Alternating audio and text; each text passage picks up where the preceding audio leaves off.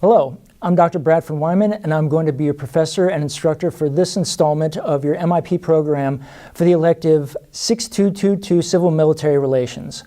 Before we get into the substance of the actual course itself, I wanted to spend some time in this introductory video basically opening up the discussion and giving an overview of some of the major themes and discussions that we're going to be having in this particular course.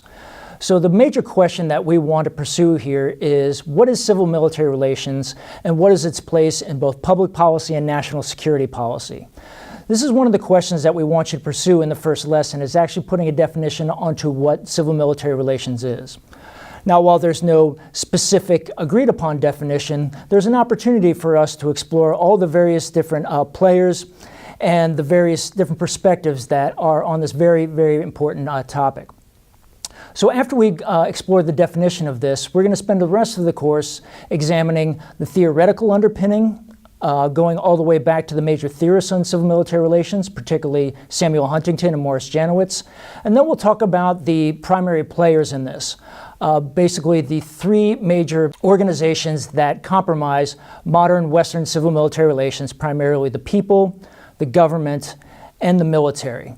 It's an oversimplification of Karl von Clausewitz's paradoxical trinity, which we're going to use as a general model for our exploration of this topic. However, we shouldn't be bound to that very simplistic model. However, we will see that the preponderance of the course here will engage in those topics of how these three ultimately interrelate to each other.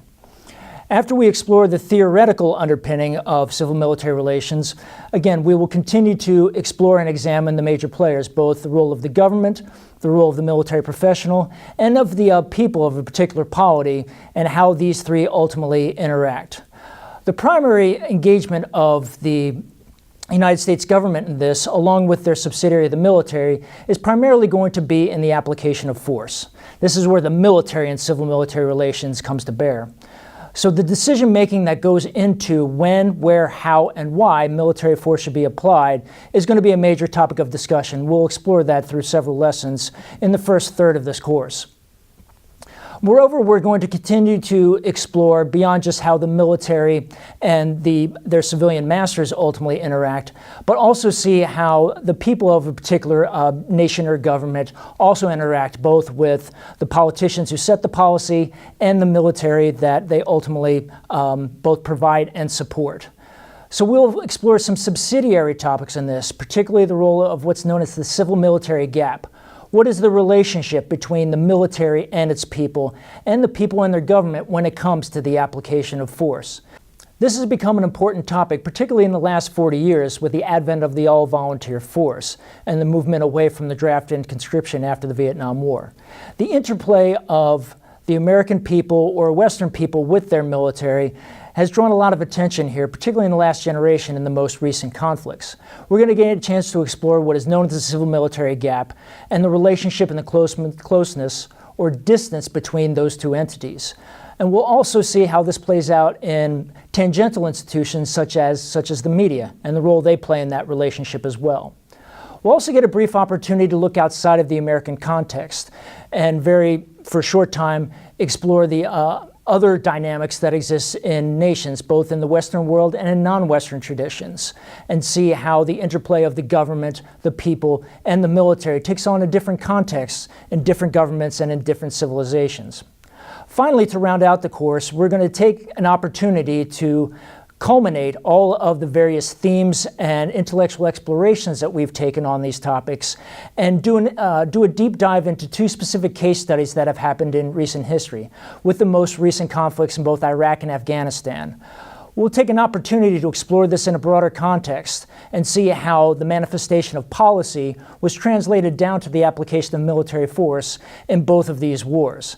We'll find out what went right and what went wrong and what was ultimately at play, to give you an opportunity to interject both the traditional theory that we've explored in the beginning of the class, some of the theoretical constructs we've looked at, the use of force and the role of the presidency and the law that underpins it, and also put into play a lot of the cultural context of it, derivative of this civil-military gap and the role of the media as we've explored in previous discussions.